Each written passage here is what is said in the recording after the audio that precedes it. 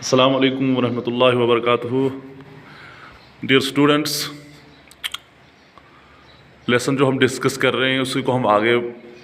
بڑھائیں گے، اور آج کا جو ہمارا ٹاپک ہے دیٹ از نازی آئیڈیالوجی۔ یعنی ابھی تک جو چیزیں ہم نے پڑھی، ہم نے دیکھا کہ کس طریقے سے فرسٹ ورلڈ وار کے بعد جرمنی کے حالات بگڑ گئے، اور اس کے بعد اس چیز کا فائدہ ہٹلر نے اٹھایا، ایک پارٹی کا قیام عمل میں لایا، اور اس کے بعد ایک طریقے سے اس نے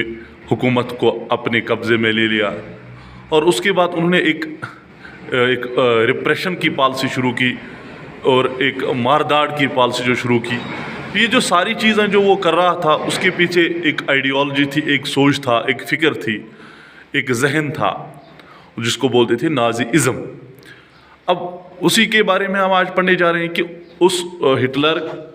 وہ کیا مانتا تھا، اس کی کیا سوچ تھی، اس کا نظریہ کیا تھا، ایسا وہ کیوں کر رہا تھا، کیا راز تھا اس چیز کے پیچھے، تو اسی کو ہم آج ڈسکس کرنے جا رہے ہیں۔ تو نازی آئیڈیالوجی یعنی ہٹلر کی آئیڈیالوجی، یعنی ہٹلر اور ہٹلر کے ماننے والوں کی جو آئیڈیالوجی تھی، ہٹلر کی جو سوچ تھی، ہٹلر کا جو نظریہ تھا، وہ کیا تھا، وہ کیا مان رہا، وہ کس چیز پر یقین کر رہا تھا، اسی کے بارے میں آج ہم ڈسکس کرنے جا رہے ہیں۔ سب سے پہلے ہم دیکھیں گے کہ نو ایکوالٹی امنگ دا پیپل، یعنی ہٹلر کا یہ سوچ تھا، ہٹلر یہ مانتا تھا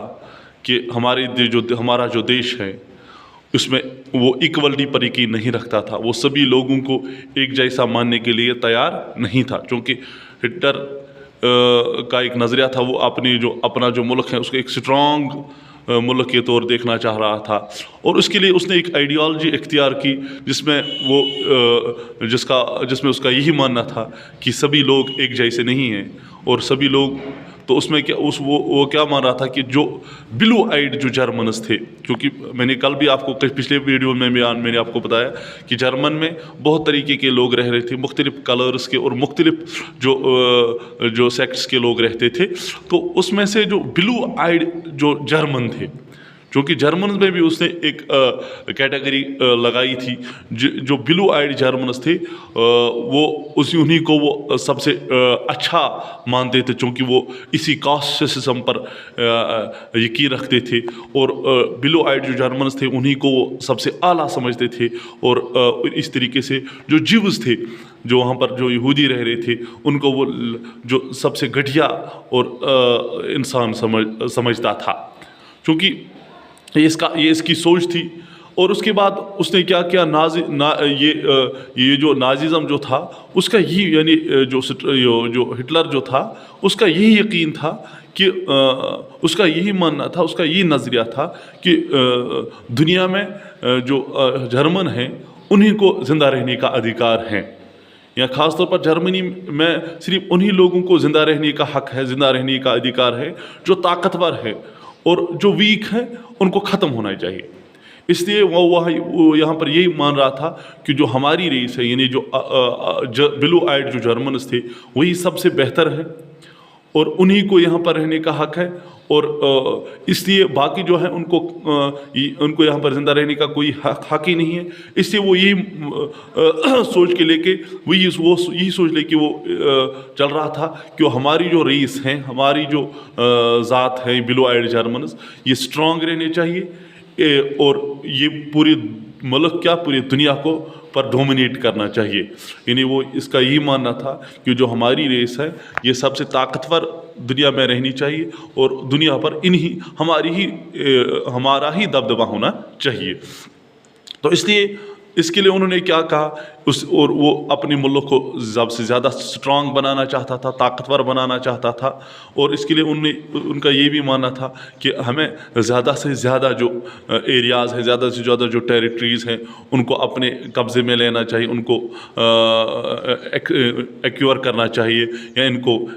کانکر کرنا چاہیے، تاکہ ہماری جو کنٹری ہے، ہماری جو مدر لینڈ ہے، ہماری جو ہمارا جو ملک ہے وہ اس کا جو ایریا ہے وہ بڑھ جائے اور ہماری جو قوم ہے اس کے لیے ایک جگہ دستیاب رہنی چاہیے. جو جتنے بھی یہاں کے لوگ جو صحیح معنوں میں جرمن کے لوگ تھے، یعنی وہ تمام لوگوں کو جو جرمن میں رہنے والے لوگ جو رہ رہے تھے وہ سبھی ان لوگوں کو جرمن تصور نہیں کر رہا تھا. وہ سبھی لوگوں کو جرمن ماننے کے لیے تیار نہیں تھا. یعنی یہ اس مانی نہیں کہ ساری جرمنی مز روزان اس سارن مانا کہ یہ حقیقت مز جرمنی، بلکہ تم سن سوچ اس یہ ہٹلر سن سوچ اس یہ سن آئیڈیالوجی اس یہ کہ یم ہسا جرمنی مز سارے مز طاقتور لوگ خاص طور یمن بلو آئیڈ آس یمن بلو آئی آس امن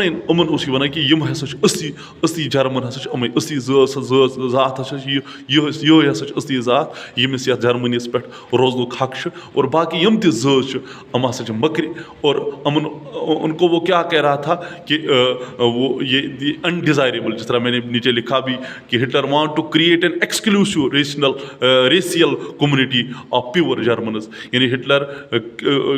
کی جو آئیڈیالوجی تھی، اس کی جو سوچ تھی، اس کا یہی معنی تھا، اس کا یہی جو طریقہ کار تھا، وہ جرمنی کو ایک پیور جرمنوں کے لیے مخصوص رکھنا چاہتا تھا. اسی لیے اس نے جو وہاں پر جو مارداڑ کی جو انہوں نے سلسلہ شروع کیا تھا، لاکھوں کی تعداد میں اس نے جو لوگوں کو مارا تھا، یہ اسی سلسلے کی ایک کڑی تھی. چونکہ وہ یہی مان رہا تھا کہ جرمنی میں صرف جرمن لوگوں کو ہی رہنے کا حق ہے اور باقی جتنے بھی لوگ ہیں ان کو وہ انڈیزائریبل بولتا تھا. ایون کہ اس میں سے وہ لوگ بھی آتے تھے جو جرمن میں جو بلو آئیڈ تو تھے، جو جرمن تو تھے، لیکن اگر کوئی کمزور ہوتا تھا یا اگر اس میں سے ایسا بھی ہوتا تھا کہ اگر کوئی اس لحاظ سے امپیور یا اب نارمل اس لحاظ سے ہوتا تھا کہ کوئی جرمن جو گھر سے تعلق گھر میں فیملی میں ہی پیدا ہوتا تھا، یعنی اگر کوئی بلو آئیڈ جو جرمن جو تھے ان کے یہاں کوئی بچہ پیدا ہوتا تھا لیکن پھر وہ اس کی شکل صورت ان کے ساتھ نہیں ملتی تھی اپنے پیرنٹس کے ساتھ، تو ان کے لیے بھی اس کا یہی پیمانہ تھا کہ وہ ان کو بھی اس جرمن ریس تصور نہیں کر رہا تھا. یعنی یہ اس امن تہ مانی نہیں کہ یہ کیا سا حقیقت میں جرمنی، بلکہ اس کے لیے انہوں نے باضابطہ طور پر ایک ٹیسٹنگ کی ایک شروعات کی تھی. یعنی باضابطہ اور انشاءاللہ اس کو ہم آگے والے ویڈیو میں دیکھیں گے، آگے والے اس میں لیسن میں پارٹ میں پڑھیں گے کہ جب بھی وہاں پر کوئی بچہ پیدا ہوتا تھا تو باضابطہ طور پر اس کی ایک ٹیسٹنگ کی جاتی تھی. ٹیسٹ سے وہاں باضابطہ کرنا، اور اگر ام سن جین کمپلیٹ رل ہے امن بلو آئیڈ جرمن ستن تو پھر اس کے لیے ایک الگ ٹریٹمنٹ ہوتی تھی. اور اگر ایسا نہیں ہوتا تھا، اگر یا ایسے نہیں کہ اگر ام سن یہ رلان جین ایسے نہ رلان ذات ست کی تو اس کے لیے پھر وہی طریقہ کار اس نے رکھا تھا جو باقی جو کاسٹس کے لوگ وہاں پر رہتے تھے، چاہے وہ جیوز تھے چاہے وہ جپسیز تھے، ان کا حشر بھی انہیں کے ساتھ کیا جاتا تھا. تو باضابطہ تو اس کو بھی انشاءاللہ آگے والے ویڈیو میں ڈسکس کریں گے. لیکن فی الحال ہم یہی سمجھیں گے کہ جو نازی آئیڈیالوجی تھی، جو ہٹلر کی آئیڈیالوجی تھی، بس وہ یہی تھی کہ وہ اس جرمن کو ایک اسٹرانگ ملک بنانا چاہتا تھا، ایک طاقتور ملک بنانا چاہتا تھا. اور اس کے لیے اس کا یہی ماننا تھا کہ مجھے اس جرمنی میں صرف انہی لوگوں کو رہنے کا حق ہے جو طاقتور ہوں گے، جو اسٹرانگ ہوں گے. کمزوروں کے لیے یہاں پر بالکل کوئی جگہ نہیں ہے، کیونکہ ان کا یہی ماننا تھا کہ کمزور جب یہاں پر رہیں گے تو ملک کمزور ہو جائے گا. تو اس کے لیے انہوں نے یہی سلسلہ شروع کیا تھا کہ صرف جرمن جو بلو آئیڈ جرمنز ہے وہی یہاں پر رہنے چاہیے، اور ان میں سے بھی وہی لوگ جو جن کی جین جو تھی وہ انہی جرمن کے ساتھ ملتی جلتی تھی، انہی کو رہنے کا حق تھا. اور باقی جو جتنے بھی کیٹیگریز کے لوگ تھے، جتنے بھی کاسٹس کے لوگ تھے، ان کے لیے ایک خطرناک پالیسی اس نے بنائی تھی، مارداڑ کی پالیسی. تو یہ تھا ہماری نازی آئیڈیالوجی. انشاءاللہ اس کے بعد ہم آگے والے ویڈیوز میں ڈسکس کریں گے. Thank you very much.